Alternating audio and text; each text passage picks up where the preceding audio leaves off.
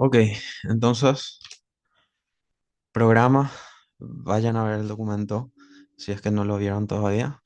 Básicamente tenemos dos partes en el programa, una parte teórica, una parte analítica.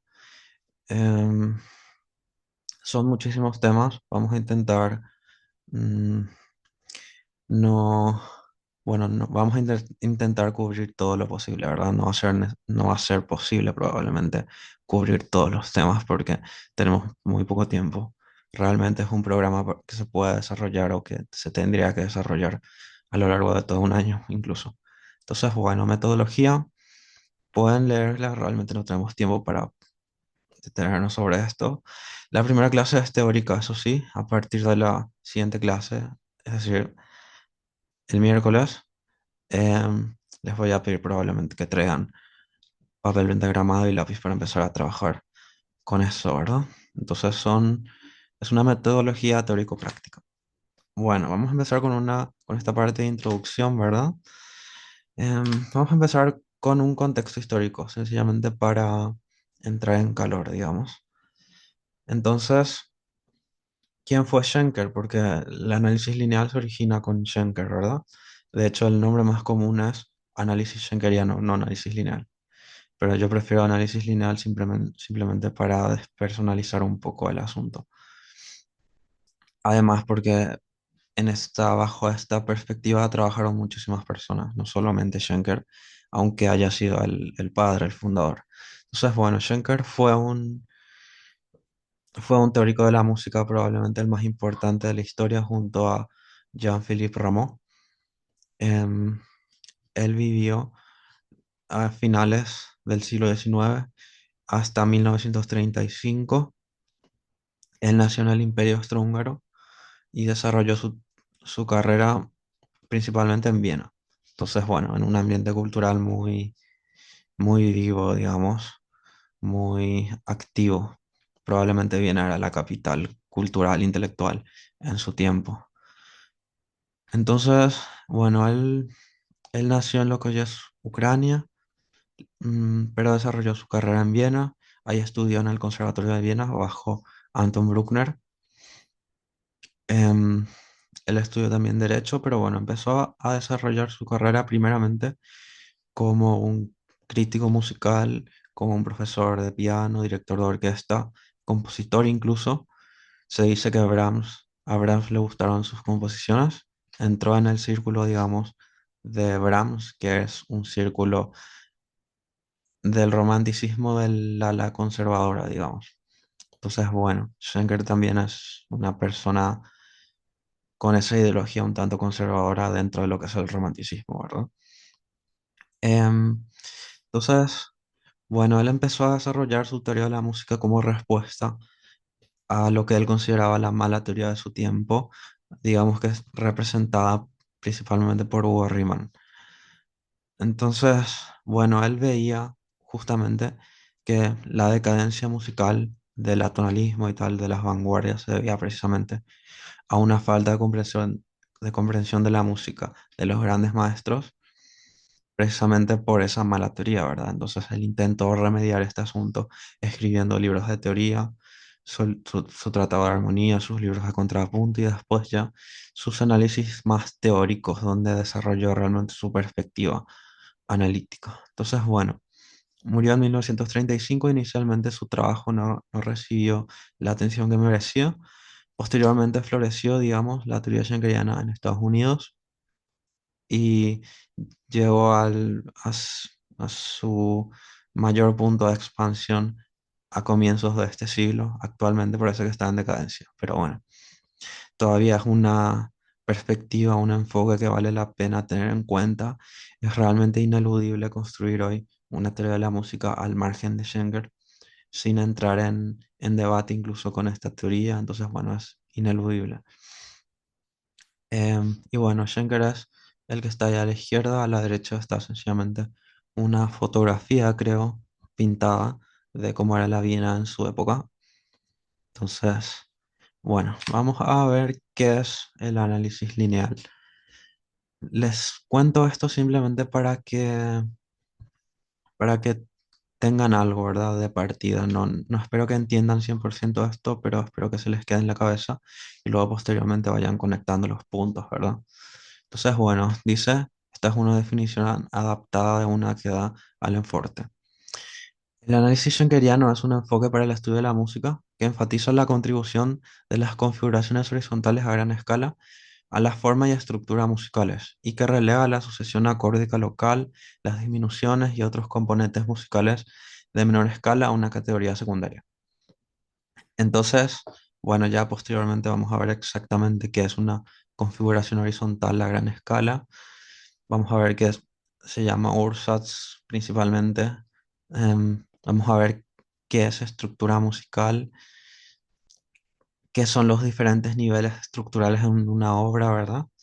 Y por qué se relegan, digamos, ciertos niveles a una categoría secundaria, por decirlo así, ¿no? Y bueno, y todo esto se va a explicar. Hay que decir que es una teoría que se concentra principalmente en el plano de alturas de una composición, en el plano tonal, digamos. No, no trata principalmente de cuestiones rítmicas o métricas o motívicas o propiamente de la forma musical, aunque todos estos parámetros, elementos musicales, por supuesto que entran también en la consideración de un analista schenkeriano a la hora de hacer sus análisis, ¿verdad? No, no son perspectivas que se dejen totalmente eh, aparte o que se desechen completamente. Entonces, bueno, como conclusión del estudio de esta perspectiva debe resultar, ¿no? Esto que está aquí, que dice que cualquier enfoque analítico válido debe abordar una composición dentro del marco de su estructura contrapuntística. Entonces, por supuesto, decir estructura contrapuntística es decir estructura armónico-contrapuntística, pero como el propio nombre lo dice, ¿verdad? Análisis lineal, en este enfoque nos concentramos principalmente en el plano horizontal de la música, en el plano contrapuntístico.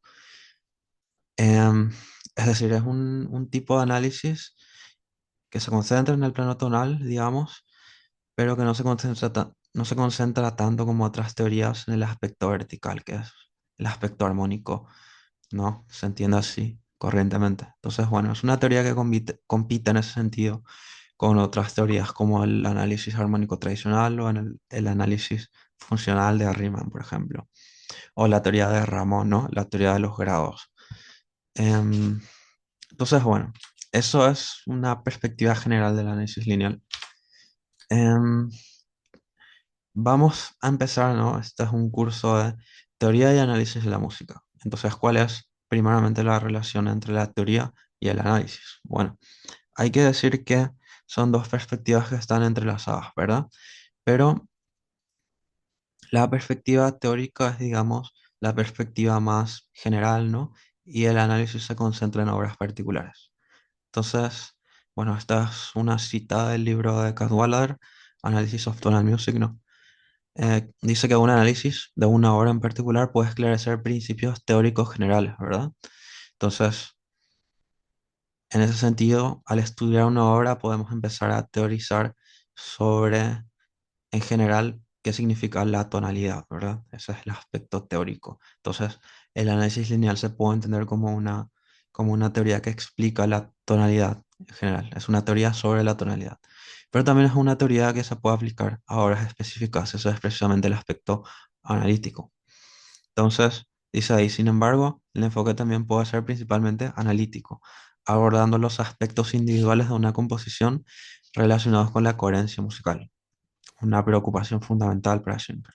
Entonces, bueno, esa es la relación entre la teoría de la tonalidad y el análisis de obras particulares, si bien nuestro programa está organizado de esa manera, ¿verdad? Una parte teórica y una parte analítica. Probablemente si tuviéramos mucho tiempo, a lo mejor todo un semestre, nuestra perspectiva podría ser totalmente analítica, lo cual es preferible, ¿no? Partir de obras e ir construyendo el sistema a partir de esos análisis, pero como tenemos poco tiempo, mi perspectiva es bastante analítica, digo, bastante teórica, sistemática, digamos. Entonces, empezamos con el sistema y vamos poniendo ejemplos para ilustrar el sistema. Y después, por supuesto, vamos a pasar a una parte analítica en la cual vamos a analizar probablemente menos horas de las que me gustaría. Entonces, ok. Entonces, es un curso de análisis musical, entonces me parece correcto empezar haciendo distinciones, ¿verdad? Fundamentales. Entonces, la primera distinción es qué es análisis, porque análisis ciertamente se puede entender como, como de manera general, ¿no? Análisis es sencillamente considerar algo, considerar un objeto o un asunto de manera detallada, de manera como enfocándose en eso, ¿no? Es un análisis, digamos que es considerar algo detalladamente o considerarlo mucho en nuestro pensamiento, considerar las posibles causas de un asunto o lo que sea, ¿verdad? Es examinar algo detenidamente. Ese es el sentido general de análisis. Pero vamos a darle a esta palabra análisis un sentido particular y para eso vamos a acudir a la lógica. Simplemente para ceñirnos a algo, ¿verdad? Vamos a ver que no es un capricho realmente, porque la lógica es precisamente esa disciplina de la filosofía que se ocupa de cómo pensamos, ¿no? Del pensar. Entonces, es algo que como vemos va a ser bastante pertinente. Bien, entonces, definición general ya la di, es sencillamente considerar algo detenidamente. En el campo de de la lógica, ¿qué significa analizar? Bueno, para esto vamos a leer sencillamente un tratado de un filósofo que es Fernando Romero. Vamos a ver la lógica en la página 42. Entonces, vamos a acudir sencillamente a la lógica, página 42. Vamos a ir leyendo y ya comentar algunas cosas también. Entonces, es un libro que tiene una parte, digamos, una parte de lógica pura, digamos, y otra parte de lógica metodológica. Es decir, trata del método, ¿verdad? Que se usa en las ciencias o en la filosofía, en distintas disciplinas. También se puede encontrar el tema del análisis y el de la síntesis tratado en temas de metodología de la investigación, por ejemplo. Entonces, bueno, dice que el análisis y la síntesis son los métodos más generales de investigar un asunto, ¿verdad? Entonces, la definición que da aquí me parece que no es tan buena. Yo sencillamente voy a definir como análisis es descomponer un objeto en sus partes, ¿no? Para constituir precisamente con el procedimiento complementario que es la síntesis, un todo a partir de esas partes, ¿verdad? Entonces, em, está aquí, ¿no? El análisis es la operación intelectual que consiste en considerar por separado las partes de un todo. Entonces tiene ese componente reduccionista, digamos, ¿verdad? Descomponemos un todo en sus partes que conforman ese todo. Aquí pone una cita de Condillac que me parece bastante acertada, ¿no? Dice, em, analizar no es ni más ni menos que observar en orden sucesivo las cualidades de un objeto, a fin de darles en el espíritu el orden simultáneo bajo el cual existen. Quiero que se queden particularmente con esta segunda parte, ¿no? Esto de, a fin de darles en el espíritu el orden simultáneo bajo el cual existen. Cuando, cuando dice esto de orden simultáneo, por supuesto, se está refiriendo a la síntesis, que es precisamente recomponer el objeto con vistas a constituir un todo unificado.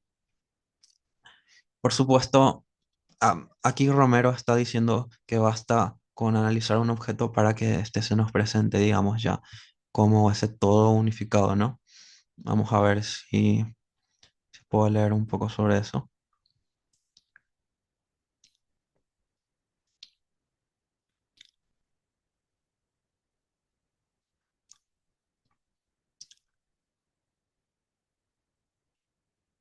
Bueno, no encuentro exactamente la, la cita, pero bueno, simplemente quédense con eso, ¿no? Para Romero, basta con hacer el análisis para que la síntesis ya esté hecha. La síntesis no considera que sea una operación realmente que valga la pena definir incluso, ¿no? Dice sencillamente sobre la síntesis algo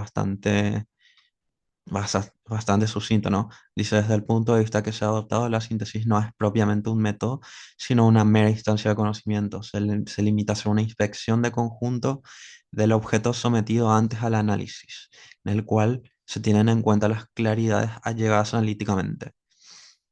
Entonces dice que para que la visión sintética sea completa debe haber sido completa también la reducción analítica. Entonces, vamos a ver que nuestra perspectiva no es exactamente esto. Por supuesto, en el momento de ejercer el análisis sobre un objeto, vale la pena considerar qué objeto exactamente se está analizando, ¿no? Porque hay objetos o totalidades que son diferentes, hay distintos tipos de totalidades, ¿no? Entonces, justamente trata esto aquí en este párrafo. Dice, las nociones de todo y parte son correlativas. El todo supone las partes suponen el todo. Los todos son de índole muy diversa en cuanto a todo, esto es, en cuanto a composición de partes, único respecto que ahora interesa. Hay todos que son meros agregados de partes, por ejemplo, un montón de arena, y todos de carácter unitario, por ejemplo, un organismo, una obra de arte, la sociedad, etcétera. Entonces, pone varios ejemplos bastante curiosos, ¿no? Es paradigmático esto del montón de arena, ¿no? Como un todo que es un mero agregado de partes. Y todos unitarios me cita algo que me parece particularmente interesante para nosotros que estudiamos una disciplina artística, ¿no? Pone un ejemplo artístico que es el de un cuadro. Dice, un puente, un cuadro, son todos en donde los elementos materiales, la materia de que está hecho el puente, el lienzo y los colores del cuadro, realizan o contienen un sentido humano, un contenido espiritual que es al mismo tiempo una de sus partes y su principio organizador. Entonces, es curioso esto, ¿no? Dice que en la categoría artística de la pintura, en un cuadro concretamente, no es la materia la que da la unidad, sino ese sentido humano, ese contenido espiritual. Eso es lo que da la unidad, ¿no? Al cuadro. Dice que es su principio organizador. Un pequeño excurso. Cuando decimos, no, esto de espíritu o dar la unidad en el espíritu o contenido espiritual, esta palabra espíritu probablemente sea una traducción del alemán Geist y no es ninguna cosa metafísica o mística, es sencillamente una traducción, ¿no? Geist se puede traducir como espíritu, ¿no? Pero espíritu en el sentido, en este caso, de contenido cultural, digamos. Espíritu puede significar muchas cosas. Puede significar algún contenido mental o psicológico, como es el caso de Schenker, ¿no? Schenker, por ejemplo, habla de la naturaleza espiritual de la armonía. Está refiriéndose sencillamente a su carácter mental, no material en ese sentido. Entonces, no se preocupen, no es nada místico. Piensen, por ejemplo, en la clasificación de las ciencias que estaba vigente en el siglo XIX, por ejemplo, que es la clasificación del filósofo Dilthey, no hablaba de las ciencias de la naturaleza y de las ciencias del espíritu. Eso de ciencias del espíritu hoy normalmente se entiende como ciencias humanas, ¿verdad? La antropología, sociología, historia, mientras que las ciencias de la naturaleza eran la física, la química, etcétera. Entonces, bueno, también, por ejemplo, cuando se habla de Zeitgeist, ¿no? El espíritu de la época, por supuesto, no se refiere a uno a espíritu como un contenido metafísico, sino sencillamente al ambiente cultural e intelectual de un momento determinado. Entonces, bueno, eso con respecto a los tipos de todo, ¿verdad? Acá Romero está diciendo que, por supuesto, el análisis se puede ejercer con respecto a ambos tipos de totalidades, ¿no? Nuestra perspectiva, sin embargo, que discrimina también estos dos tipos de totalidad. em, claro, estos dos tipos de totalidad vamos a definirlos como totalidad atributiva y totalidad distributiva, ¿no? Entonces aquí tienen la definición, no la voy a leer por el poco tiempo que tenemos, pero digamos que una totalidad atributiva es propiamente un sistema, mientras que una totalidad distributiva es meramente ese agregado de partes, ¿no? Es más bien un conjunto, no un sistema. Para que haya un sistema debe haber un principio que organiza ese sistema, ¿verdad? Entonces, bueno, también Romero presenta, ¿no? El análisis como una serie de abstracciones, vale la pena leer también eso. Trata precisamente en este parágrafo, dice análisis, síntesis, abstracción. Entonces, dice, se denomina abstracción la operación de conocimiento que aísla y considera por separado una nota, cualidad o parte de un objeto. Lo peculiar de la abstracción en el sentido corriente es que no toma en cuenta sino aquello que abstrae.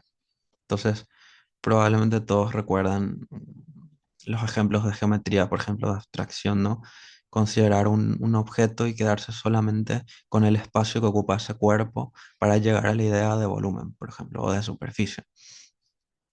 Entonces, o, o qué sé yo, considerar conjuntos de objetos, abstraer, ¿no? Que son diferentes tipos de objetos, entonces llegamos a los conceptos de números, ¿verdad? Que son conceptos abstractos también. En fin, em, no nos vamos a detener tampoco en poner demasiados ejemplos de este tipo de abstracción en la geometría o en la aritmética. Entonces, dice, el análisis consiste sin duda en sucesivas abstracciones. Cada momento de la marcha analítica es una abstracción. Pero mientras que la abstracción por sí misma prescinde de lo no abstraído el análisis se hace cargo de todas o casi todas las instancias del objeto, ¿no? Precisamente porque el descomponer ese objeto en las partes es precisamente para darles la unidad en el espíritu del que hablaba. Cuando el análisis es parcial, linda con lo que suele llamarse abstracción. Habla después del análisis químico, por ejemplo, cuando se consideran los componentes de un cuerpo, no sé, se analizan los elementos que conforman un material, ¿no? Es un ejemplo del análisis en una ciencia, por ejemplo. Sin embargo, vamos a ver cómo se da precisamente el análisis en nuestra categoría, que es el análisis musical. Entonces, bueno, sin duda el análisis es una serie de abstracciones. Ahora vamos a pasar a la síntesis, porque la síntesis precisamente nos compete más. Dice, es la combinación de los componentes o elementos para formar un todo conectado. Es un proceso de pensamiento que describe una entidad a través del contexto de sus relaciones y funcionamiento dentro del sistema del que forma parte. Entonces, bueno, realmente el análisis se ajusta mejor a los todos que digamos que son todos estáticos, todos digamos justamente todos distributivos. Sin embargo, en nuestro campo que es la música, realmente aplicar el análisis es posible, es necesario, pero hay que enfatizar muchísimo más la síntesis, porque nuestro objeto precisamente no es un todo estático, sino que es un todo dinámico, como vamos a ver, no es un todo con movimiento. Entonces, como es un todo precisamente que tiene sus relaciones y, y que tiene un principio organizador, entonces por eso mismo hay que enfatizar mucho más la síntesis, que es precisamente ese proceso de pensamiento que describe una entidad, en este caso una pieza musical, a través del contexto de sus relaciones. Entonces, ¿cuáles son los tipos de análisis en el campo musical? Pues, por ejemplo, el análisis armónico tradicional, el análisis formal o el análisis motívico, ¿no? Empecemos, por ejemplo, en el análisis armónico tradicional, que es sencillamente descomponer una pieza musical en una serie de números romanos, por ejemplo. O el análisis de una fuga, por ejemplo. El análisis formal de una fuga, que es descomponer la fuga, que se nos presenta precisamente como un todo unitario, como ese todo atributivo, es descomponerlo en una serie de categorías formales, ¿no? Sujeto, contrasujeto, respuesta, eh, puente modulante, estretos, pedal, etcétera. Entonces, una serie de episodios es descomponer precisamente ese objeto en muchas partes diferentes.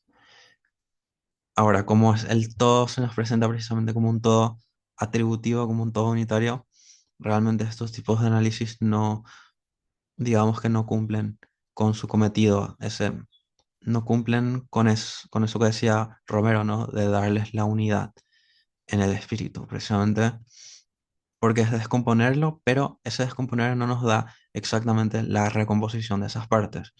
Lo que nos da la recomposición de esas partes es precisamente la síntesis. Y la síntesis, si el análisis era una serie de abstracciones, la síntesis también es una serie de abstracciones, ¿no? Entonces, vamos a dar una definición precisa con respecto a esto. La abstracción es el proceso de remover sucesivamente niveles de detalle de nuestra representación con el fin de capturar las características esenciales de un sistema. Al usar la abstracción podemos definir diferentes niveles de acuerdo a su nivel de detalle, creando una jerarquía de niveles. Entonces, es una abstracción precisamente la síntesis porque vamos abstrayendo los detalles para revelar no elementos aislados, sino las relaciones más fundamentales que son los principios organizadores de ese sistema, ¿no? De ese todo atributivo. Entonces, bueno, un breve resumen de todo lo visto hasta ahora. Hay diferentes operaciones mentales, digamos, formas de conocer, formas de investigar un objeto o un sistema, ¿no? O un simple conjunto, ¿no? Que son el análisis y la síntesis.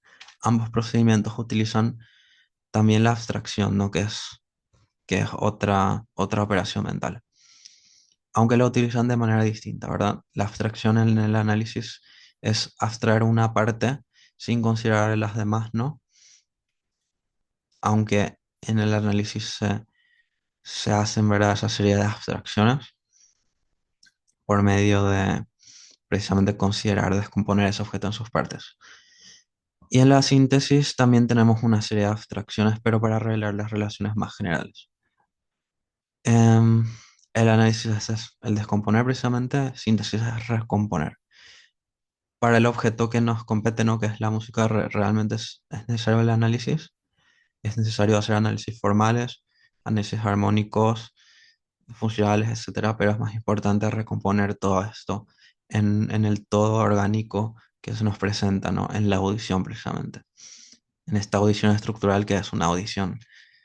Pues es una audición que se puede entrenar, pero es que es al mismo tiempo una audición que todos tenemos, aunque sea de manera intuitiva. Entonces, bueno, ¿cuál es precisamente el método en el campo musical que nos da esta síntesis para recomponer esta pieza en sus partes? Pues es precisamente el análisis lineal. Ningún otro método nos da precisamente la clave para este tipo de síntesis que es tan necesaria. Entonces, simplemente para poner dos ejemplos de abstracciones, ¿verdad? Estas abstracciones sintéticas por contraposición a las abstracciones analíticas. Bueno, em, entonces, son dos ejemplos, ¿no? Uno del campo de la arquitectura no es una abstracción de un plano arquitectónico, sencillamente se abstraen exactamente los colores de las paredes o su textura o su material para quedarse con el plan de la obra precisamente. Y una abstracción en el campo de la música, que es un gráfico lineal. Digamos que el gráfico lineal es la abstracción musical por excelencia y revela precisamente esas relaciones generales que vamos a estar buscando. Em, en un gráfico lineal se abstraen precisamente esos niveles de detalle de los que hablábamos, ¿no? Los niveles de detalle son diferentes niveles estructurales de los que vamos a ir hablando.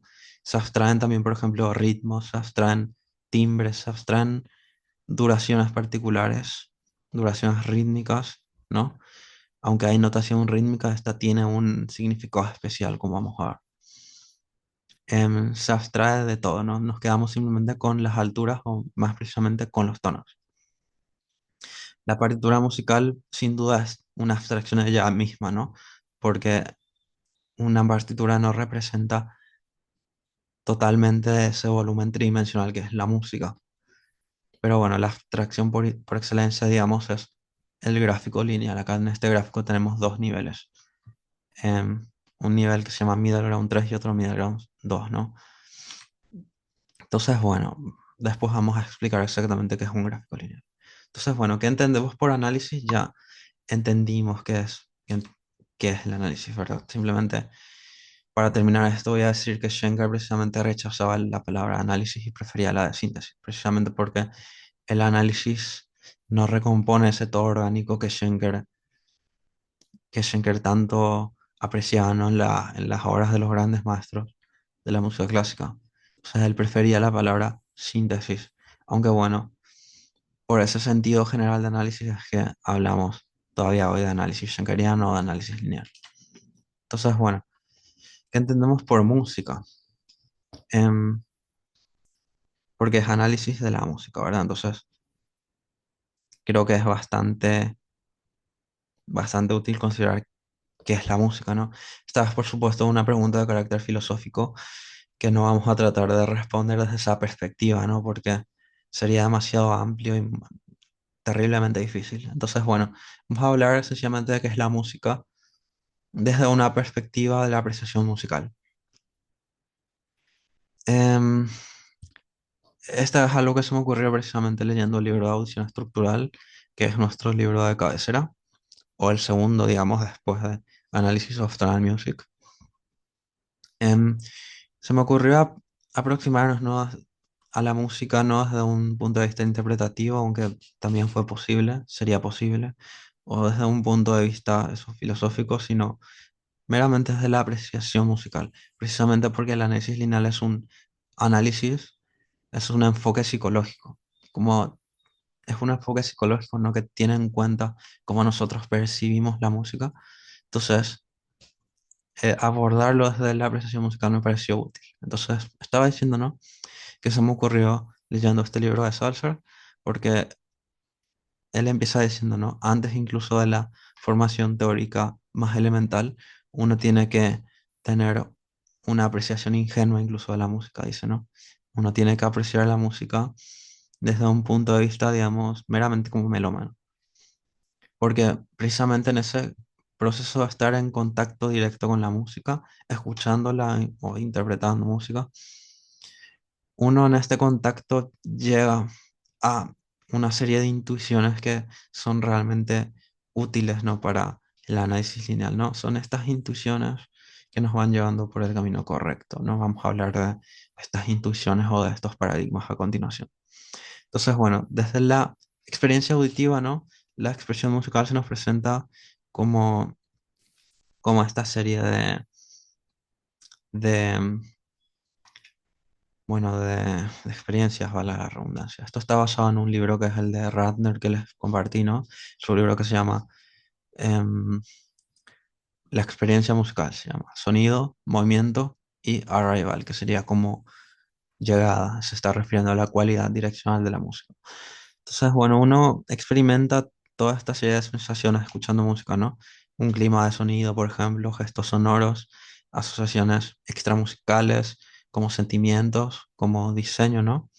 La expresión musical incluye todo lo que la música puede transmitir. Sin embargo, de todas las sensaciones que la música puede transmitir, dos son particularmente importantes desde el punto de vista estructural. Es decir, no constituyen fuentes de expresión solamente, sino la esencia misma de la música. Estas son las sensaciones de movimiento y de direccionalidad. Entonces nos vamos a concentrar en estos, en estos dos, estas dos sensaciones, digamos. Estas dos se dan, por ejemplo, en los demás tipos de expresión musical, no sean los gestos sonoros o, o en el diseño de una pieza, ¿no? Se dan en los sentimientos también porque precisamente la música se caracteriza por reflejar ese flujo de sentimientos que uno tiene, ¿no? Ese flujo de estados de ánimo, por ejemplo, se ve muy bien representado en la música, especialmente en la música romántica, por ejemplo. Entonces, en todo esto hay movimiento y hay dirección. Ok, entonces... Además, el movimiento y la dirección se dan especialmente de manera muy presente en el aspecto tonal de la música, que es el que estamos analizando, ¿verdad? Em, Concentrarnos en el aspecto tonal, por supuesto, ya considera que otros aspectos de la experiencia musical son, digamos, menos fundamentales. Por ejemplo, ese elemento del sonido, ¿no?, del que hablaba Ratner. Piensen, por ejemplo, que en la historia de la teoría musical el aspecto tímbrico se trató relativamente tarde, ¿no? Primero empezaron a haber tratados de contrapunto, luego de armonía, y recién a finales del siglo XIX empiezan a haber tratados de orquestación, por ejemplo. Es decir, la dimensión del timbre no es tan fundamental para la música con la cual estamos lidiando, digamos, que es la música de Bach a Brahms. Aunque sin duda el aspecto tímbrico de la música es importantísimo, ¿no? Sobre todo en la música actual, electroacústica o electrónica. Pero bueno, es una, es algo que se abstrae muy rápidamente. Pasamos muy rápidamente en la abstracción sintética de los sonidos y su volumen tridimensional a los tonos, que son representaciones mentales que tenemos de esos sonidos. Entonces, bueno, ese aspecto de la experiencia musical lo ponemos entre paréntesis, digamos. Hay tres paradigmas en los cuales vamos a considerar la música. Em, Son paradigmas que precisamente los tenemos de nuestro contacto, digamos, en la apreciación musical. Pero bueno, vamos a tratarlos ya de manera explícita. Entonces, el primer paradigma es la música como un movimiento dirigido. Es precisamente el considerar el movimiento y la dirección de la música, ¿no? Ese de lo que hablaba Ratner, ¿no? Sound, movement y arrival. Entonces, bueno, cuando escuchamos música no escuchamos una simple sucesión de sonidos, sino que escuchamos movimiento tonal. La sensación de movimiento puede originarse por cuestiones rítmicas, pero también por la organización tonal de la pieza. Entonces, em, voy a leer sencillamente una, una cita de Karl Schachter que abunda sobre esto, ¿no? ¿No? Dice, entre los muchos poderes misteriosos de la música se encuentra su capacidad para sugerir movimiento. Esta es una asociación que está desde la antigua Grecia incluso. Al escuchar una pieza musical no oímos una sucesión de tonos estáticos, sino movimientos tonales, un tono moviéndose a otro. Acá hay que hacer un pequeño paréntesis, ¿eh? Porque exactamente el fenómeno físico no es ese, ¿no? No es que un sonido se mueva a otro. Físicamente lo que pasa es que un sonido reemplaza a otro de manera inmediata. Pero bueno, acá precisamente entra una cuestión que me olvidé de mencionar que espero que es importante, que es, son diferentes planos en los cuales podemos considerar la música, ¿no? La música es un montón de cosas, ¿verdad? Uno puede responder la música, qué sé yo, es armonía, melodía, ritmo. La música es expresión de sentimientos. La música, qué sé yo, si tiene una perspectiva marxista, dice puede decir, ¿no? La música es la expresión superestructural de la estructura capitalista, lo que sea, ¿no? Entonces, o la música es una forma en la cual la sociedad pues puede configurar una serie de rituales sociales o lo que sea. Bueno, todo eso, la música es todo eso, ¿no? Es expresión de sentimientos, tiene componentes alegóricos, pero bueno, estamos centrándonos en este enfoque meramente en un plano que vamos a llamar un plano literal. Estamos simplemente considerando la música en su aspecto más básico, ¿no? Pero fíjense que en este aspecto más básico, ¿no? En el de considerar la música meramente como un movimiento, ¿no? Sin aspectos extramusicales, en, realmente no podemos hablar en términos puramente musicales. Es decir, hasta en esto hay cuestiones alegóricas. No se pueden separar ambos planos de manera total, porque precisamente decir que la música es movimiento es ya una especie de metáfora, precisamente porque en el fenómeno físico no está ese movimiento. Más bien una metáfora que usamos para describir nuestra sensación escuchando música. Entonces, bueno, es una curiosidad, ¿no? Sigo con la cita. Entonces, al escuchar una pieza musical no vimos una sucesión de tonos estáticos, sino movimientos tonales, un tono moviéndose a otro. En parte, esta impresión proviene del ritmo, pues el ritmo musical guarda una estrecha relación con algunas de las actividades físicas, caminar, por ejemplo, que conforman nuestra experiencia primaria de movimiento. Pero la impresión de movimiento también surge de la organización tonal. Ya hemos visto que el primer grado, la tónica, funciona como objetivo al cual se dirigen los demás tonos, y el movimiento musical es esencialmente un movimiento dirigido, movimiento hacia un objetivo. Podríamos decir que todos los demás grados de la escala, de diferentes maneras, actúan en la dirección del primer grado, que tiende a moverse, que tienden a moverse hacia ese tono central estable. Es curioso, por cierto, que para tener la sensación de movimiento ni siquiera hace falta tener dos tonos distintos, ¿no? La sensación de movimiento puede originarse, ¿no? Puede darse en una sola nota, al variar esta nota, su intensidad en el tiempo, ¿no? Al usar, por ejemplo, el pianizo más fortísimo, ahí ya tenemos una sensación de movimiento, aunque sea en una sola nota. Entonces, bueno, la música es movimiento, pero es también movimiento, no un movimiento que vaga, digamos, que es movimiento por el mero movimiento, sino que es precisamente movimiento dirigido. Entonces, em, Aquí dice, ¿no? Em, Clave para el movimiento musical es el relacionar lo pasado con el momento presente y hacer predicciones sobre lo que va a acontecer. Esto es precisamente la concepción clásica de en qué consiste escuchar la música de manera racional, ¿no? Que es precisamente un proceso de anamnesis-prolepsis. Anamnesis porque recordamos lo escuchado y prolepsis son las predicciones que vamos a hacer sobre lo que está ocurriendo. Entonces, precisamente esta forma de escuchar la música depende fundamentalmente de la continuidad entre los elementos sucesivos. En la melodía, por ejemplo, es fundamental tener grados conjuntos para relacionar un tono con el siguiente. Si tuviéramos grados disjuntos, precisamente, con melodías atonales, por ejemplo, que tenemos saltos todo el tiempo, sería difícil relacionar unos tonos con otros. Más adelante vamos a ver cómo esto de relacionar elementos sucesivos se da más de manera más concreta, ¿no? Pero bueno, al menos en la melodía es de esa forma, depende del grado conjunto. Entonces, bueno, el movimiento musical no se mueve por el mero hecho de moverse, sino que se mueve a un objetivo. Entonces, vamos a pasar a este ejemplo que lo da también Ratner en el tercer capítulo, si no recuerdo mal. Em, Dice así, la música avanza hacia un objetivo. Para ser inteligible, el movimiento musical debe llegar a un punto y cualquier acción que lo resalte proporciona una sensación de llegada.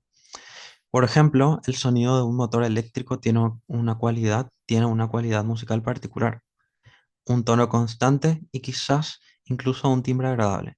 Sin embargo, al funcionar monótonamente, rápidamente lo ignoramos, considerándolo un ruido de fondo sin importancia. Pero supongamos que el zumbido de este motor se detiene durante 1 o 2 segundos, ¿no? Y luego se reanuda. En ese instante, nuestra atención se centra en el efecto producido por el silencio. Ese silencio actúa como un punto de llegada para el sonido del motor. Ahora supongamos que el motor acelera y el tono aumenta. De nuevo nuestra atención se centra, atraída hacia el inicio del tono más agudo como punto de llegada. Estos dos puntos de llegada pueden ilustrarse gráficamente en el ejemplo que estamos viendo, ¿no? En la presentación. Sencillamente ese sonido del motor, ¿no? Para repentinamente y eso capta nuestra atención y configura un punto de llegada.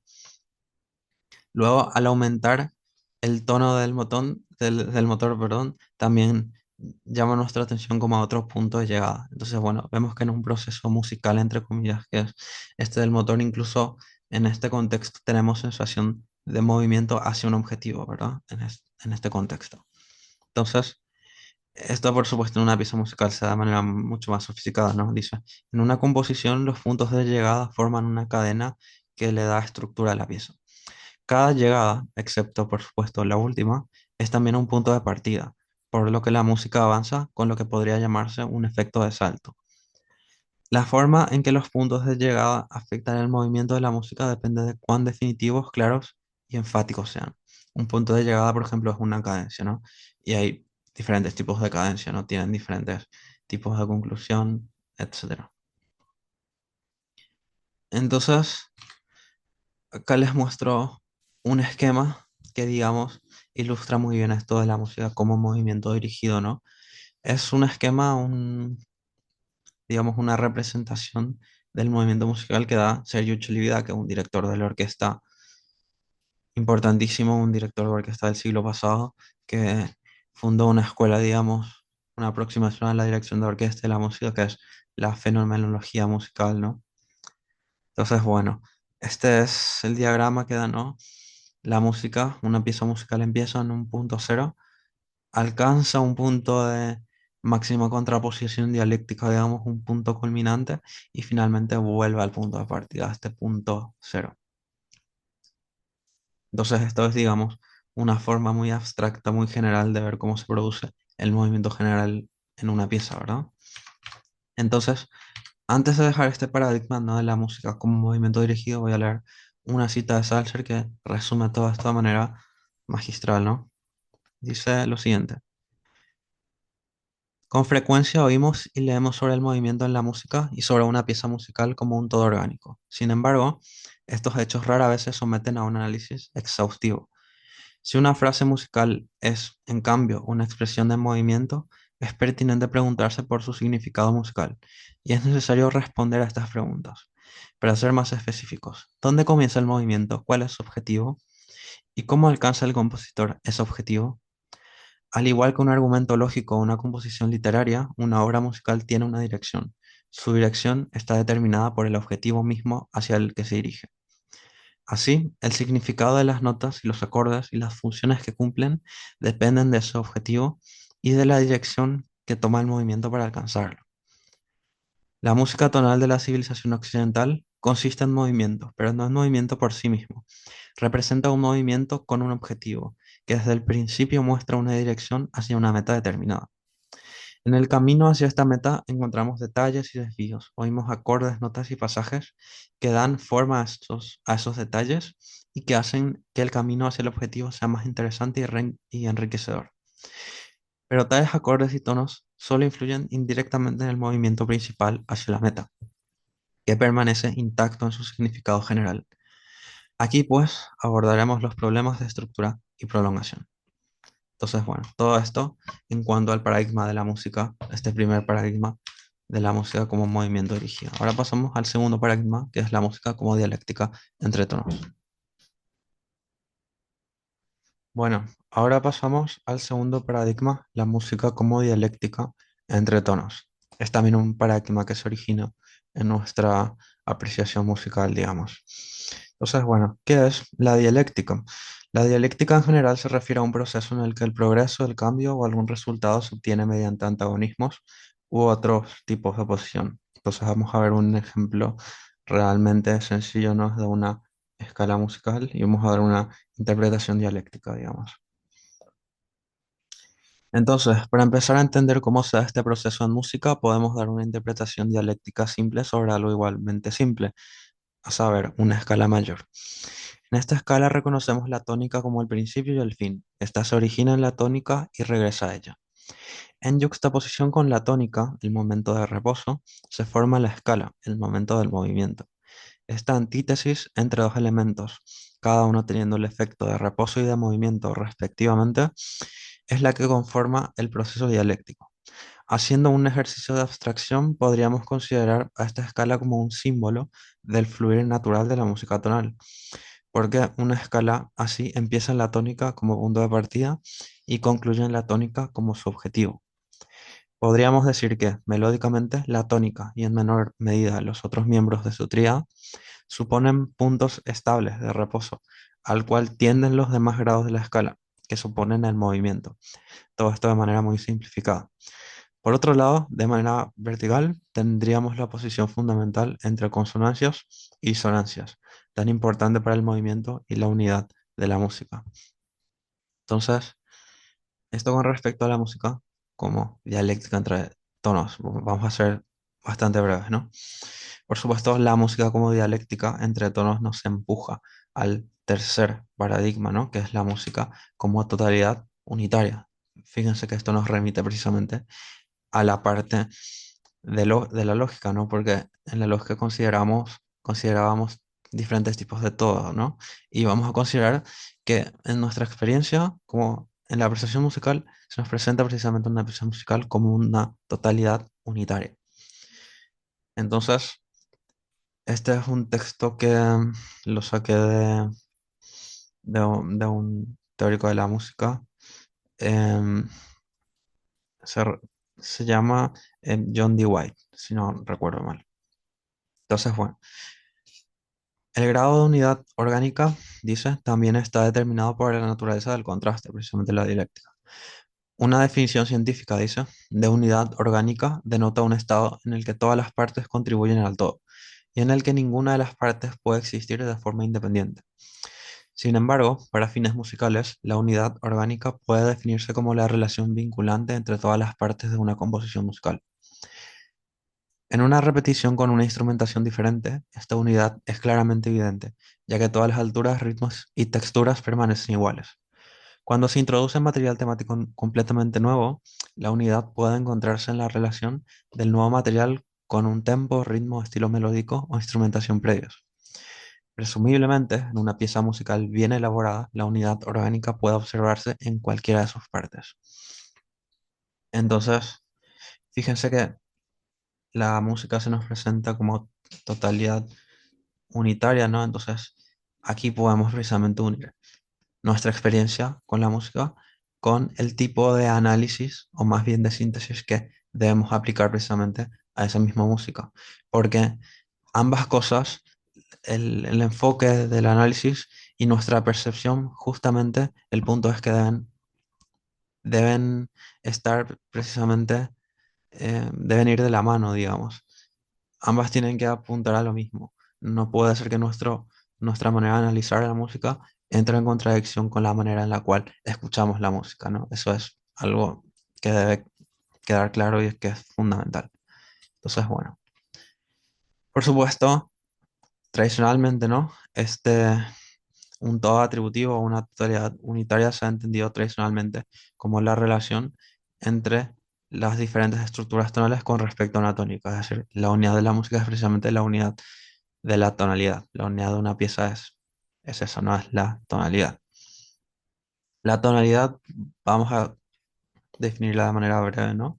Un tanto quizá precipitada, ¿no? Es algo precipitado, ¿no? Pero bueno, va a decir que la tonalidad es, se da en una pieza musical por el control de una tríada en el nivel estructural más elevado.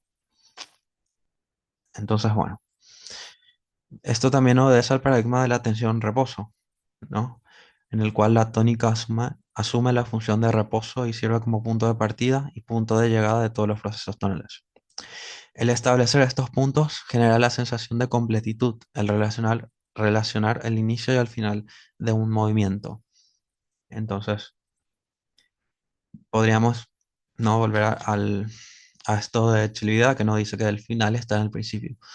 Esto se puede entender de manera mística, de manera metafísica, ¿no? Sencillamente lo que estoy diciendo es que el final es la consecuencia lógica del principio, ¿no? Porque partimos de un punto cero y luego del punto culminante volvemos al punto cero, ¿no? Es decir, tonalmente no. Empezamos en la tónica y terminamos en la tónica, ¿no? Hay esa sensación de completitud que es tan vital para la unidad de la música. Entonces, el gran descubrimiento de Schenker en la concepción de que la música tiene forma porque la parte adquiere su significado estético en su relación con el tono, con el todo, es que la esfera principal en la que esto ocurre es la del movimiento tonal dirigido. Entonces, acá vemos cómo los puntos se van uniendo precisamente. Entonces, el partir y el llegar a la tónica es necesario para generar la sensación de completitud. El contraste, la variedad, se introduce como elemento generador de contenido e interés en ese proceso. Unidad y contraste cooperan estrechamente en la música tonal. Entonces, como vimos en el esquema de Chilibaque, ¿verdad?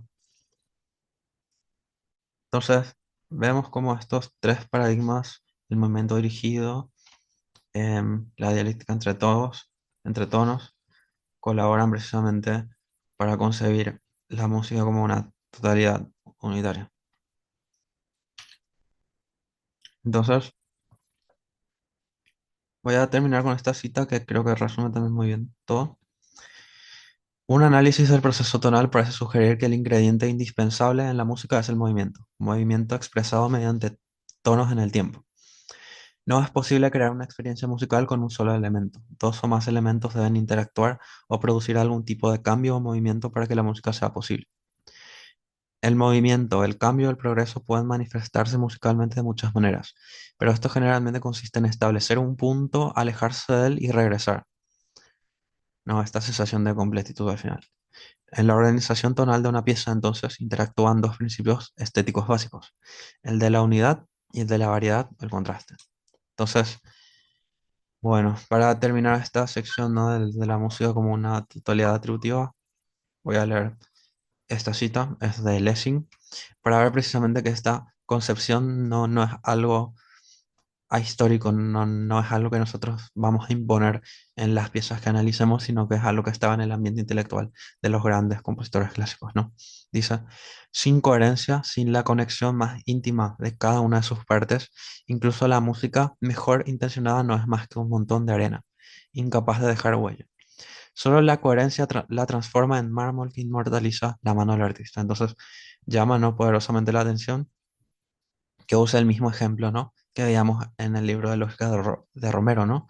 Este montón de arena, ¿no? Como un todo que es un mero agregado de partes, un conjunto más que un sistema con un principio organizador. Entonces, bueno, sencillamente con esto terminamos esta primera parte de esta clase, ¿no? Estábamos viendo los tipos de análisis y de síntesis, cómo experimentamos la música y cómo ambas cosas, ¿no? El enfoque y nuestra experiencia deben ir de la mano.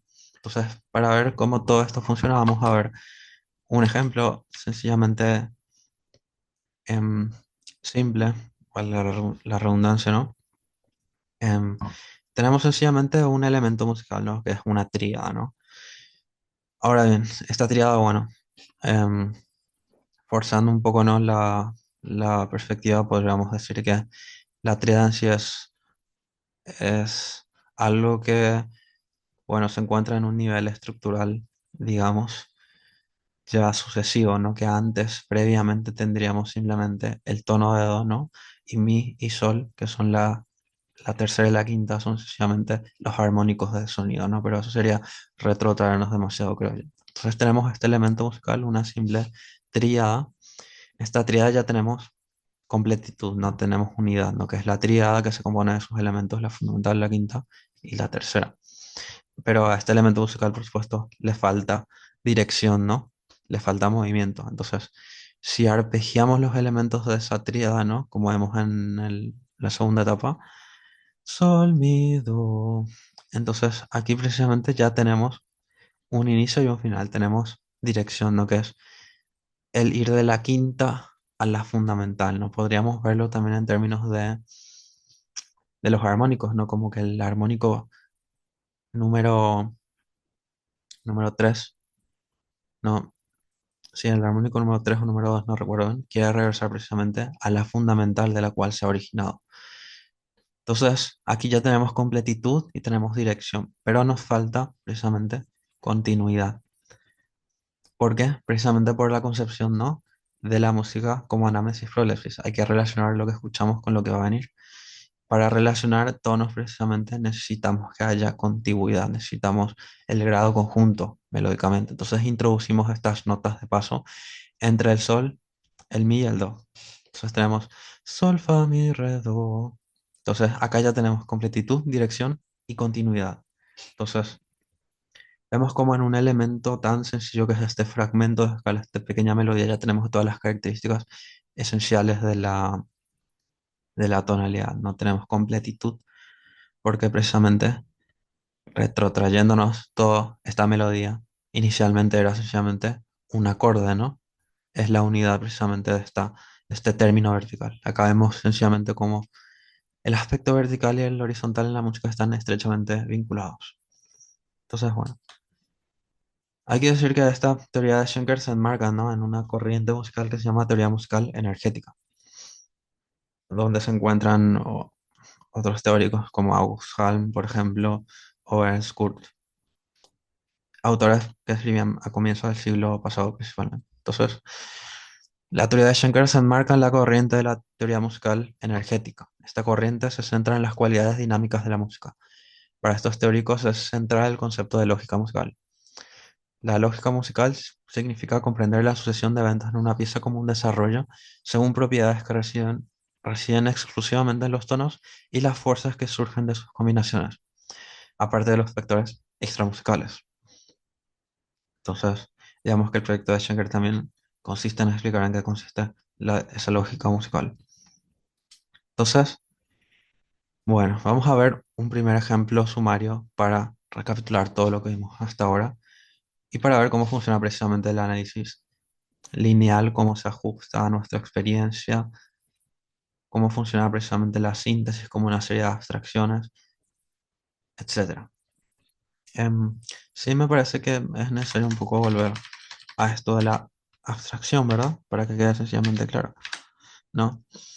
La síntesis como serie de abstracciones, ¿no? Por supuesto, en esta serie de abstracciones podemos definir diferentes niveles de acuerdo al nivel de detalle, ¿no? Que vamos abstrayendo o que vamos generando, creando precisamente una jerarquía de niveles. La tonalidad esta es una jerarquía de niveles, como dijimos, En el nivel más elevado está esa tríada que controla, digamos, todos los eventos que se dan en la superficie. Entonces, bueno, vamos a pasar a este ejemplo sumario. Todo lo hecho hasta ahora, aunque lo ilustremos con ejemplos, puede quedar todavía muy lejano y abstracto, vale la redundancia. Para bajar un poco los conceptos a tierra, vamos a ver un ejemplo aparentemente sencillo, pero que entraña una compleja red de relaciones. Es el siguiente ejemplo.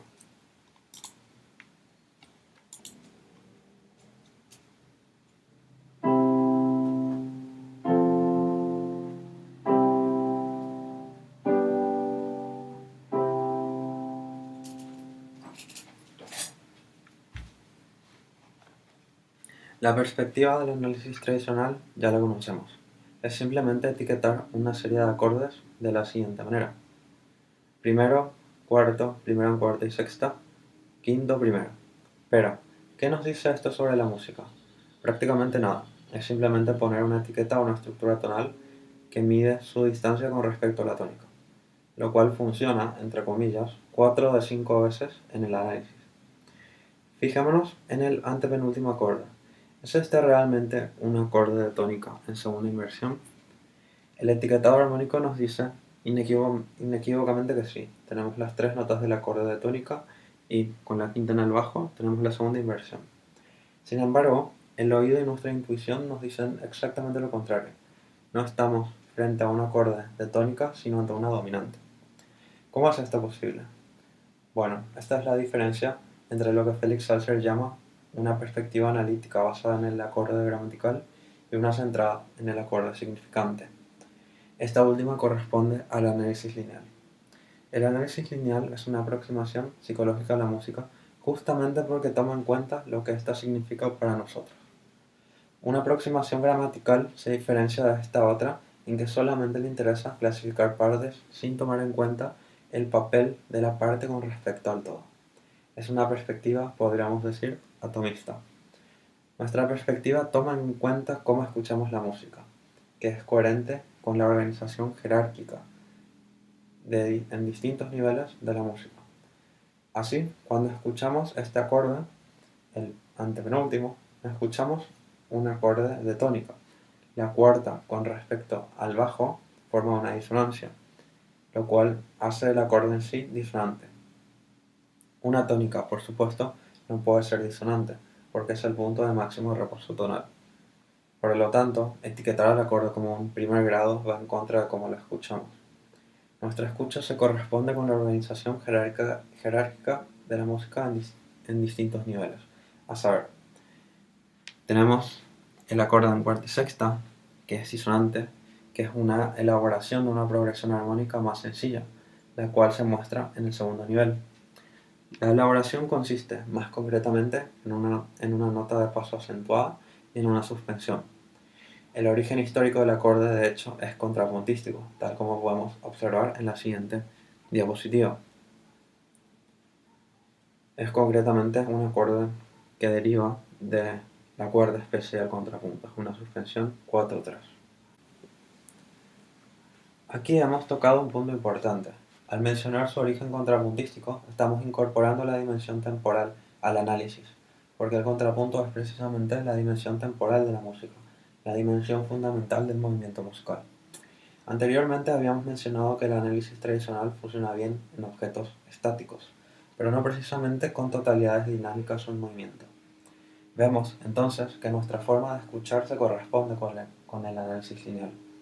El análisis lineal, como habíamos sugerido, utiliza la abstracción para encontrar las relaciones más fundamentales, reduciendo el nivel de detalle en niveles sucesivos. El nivel primario en este contexto es el nivel 2, el acorde dominante sin la elaboración contrapuntística. El nivel 1 es la misma progresión elaborada, con más detalle, la suspensión y la nota de paso. El separar en dos niveles no es un ejercicio arbitrario, nos permite medir el nivel de tensión entre estos distintos niveles, el nivel de contraposición dialéctica precisamente. Porque la dialéctica en el análisis lineal se da fundamentalmente entre niveles estructurales. El nivel 2 con respecto al nivel 1 supone, como dijimos, una abstracción. La abstracción, sin embargo, puede continuar al menos en dos niveles más. En el nivel 3, primero, cuarto, quinto, primero se reduce a primero, quinto, primero, que en el nivel 4 se reduce al acorde de tónica.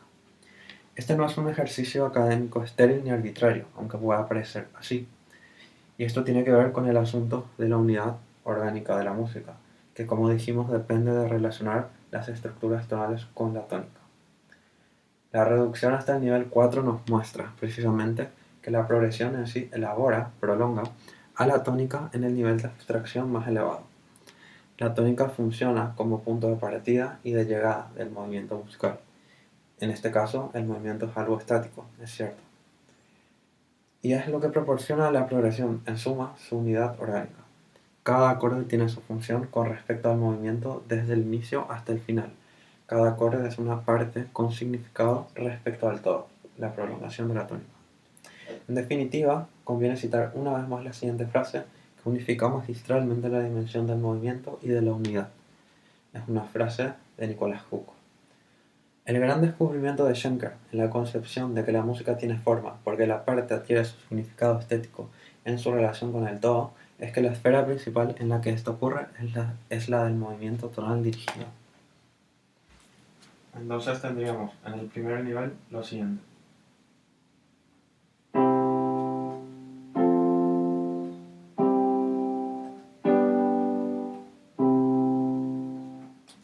Lo cual se reduce a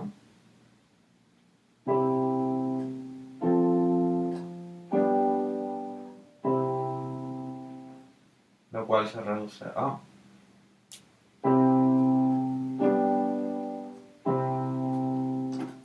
lo cual se reduce a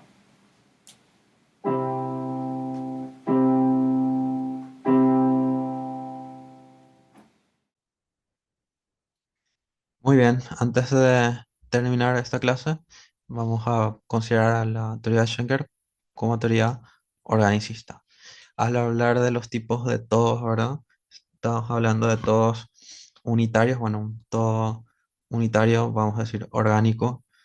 El paradigma es el cuerpo humano, ¿verdad? Porque es un todo en el cual es un sistema realmente. Porque tenemos diferentes sistemas, ¿no? Más bien el sistema circulatorio, el sistema digestivo, el sistema nervioso, etcétera. Entonces son diferentes sistemas que se componen de órganos. Los órganos a su vez se componen de células y en última instancia tenemos átomos y partículas, em, etcétera, ¿no? Partículas subatómicas. Pero cada parte precisamente contribuye al todo, tiene su función dentro del todo precisamente. Entonces por eso es un todo orgánico. Y la obra musical precisamente se va a asociar precisamente a este todo que como paradigma no es el cuerpo humano. Pero bueno, el análisis lineal como teoría organicista. Entonces, hay dos palabras que se asocian de manera recurrente con la teoría de Schenker: organicismo y unidad. Decir que algo es orgánico es comparar sus cualidades con las de los organismos vivos del mundo natural. Se han utilizado muchas metáforas para describir y explicar la música, pero la orgánica ha sido particularmente recurrente desde finales del siglo XVIII hasta la época de Schenker. Dos cualidades son fundamentales para una metáfora orgánica de la música. La primera cualidad es la del crecimiento, el desarrollo observado en plantas y animales. La idea de que el crecimiento tiene un propósito y una meta también es importante. Y la unidad, la forma en que la naturaleza organiza las distintas partes en totalidades, las células del cuerpo, por ejemplo. La idea de coherencia interna. No, a esto me refería anteriormente. Schenker propuso que la música puede entenderse como un proceso que crece y se desarrolla en capas sucesivas a partir de una semilla simple, la estructura fundamental. Ya luego vamos a ver qué es la estructura fundamental. Entonces, bueno, recapitulación de todo lo visto hasta el momento en esta lección. El análisis lineal estudia la música tonal privilegiando las configuraciones horizontales a gran escala por sobre los eventos locales de superficie. Considera que el análisis solo es válido si aborda una composición dentro del marco de su estructura contrapuntística básica. Analizar es un proceso de abstracción sucesiva. Se despoja la superficie de detalle para revelar los niveles estructurales que la sostienen. La música, entendida como totalidad atributiva, se articula en torno a tres paradigmas complementarios: movimiento dirigido, el ir hacia un objetivo, dialéctica entre tonos, tensión, reposo y unidad orgánica, la relación de cada parte con el todo vía el atónico. Estos tres paradigmas convergen en una misma idea. La coherencia musical no es una suma de eventos, sino un despliegue, un crecimiento en la metáfora organicista de Schenker desde una estructura fundamental simple. El análisis lineal es, entonces, tanto una herramienta técnica, contemplar la obra en distintos niveles estructurales, como una forma de escucha, oír la música como un movimiento dirigido y orgánico, ¿no? Ese el oír a distancia del que hablaba Schenker. Entonces, bueno, les dejé una tarea que era el leer precisamente ese capítulo del libro de Salzer, Evolución Estructural. Debo advertirles que los ejemplos a los cuales remite el texto en el segundo volumen utilizan notación analítica. Bueno, la notación analítica simplemente consiste en lo siguiente. Ven todos estos niveles que tenemos aquí, son en cuatro sistemas. Bueno, la notación analítica existe para poder anotar todos estos cuatro sistemas en un único sistema, ¿no? Para eso nos hacemos de la notación rítmica. La notación rítmica más bien adquiere un significado especial, ¿no? Que es en la mayor duración de la nota corresponde a mayor peso estructural. Entonces, la blanca tiene más peso estructural que la negra, que a su vez tiene más peso estructural que estos simples notas implica. Entonces, bueno, ese es el sentido de la notación analítica. Si necesitan más ayuda, hay al inicio del tomo segundo una introducción a la notación analítica. Entonces, tampoco se preocupen por no entender todo, porque la notación analítica precisamente se va a introducir en la siguiente clase si es que nos da el tiempo. Entonces, es más importante más bien que reflexionen en cuanto a lo que dice el texto. Entonces, bueno, todo esto con respecto a esta clase, espero que les haya parecido estimulante, aunque sea interesante. Nos vemos en la siguiente clase.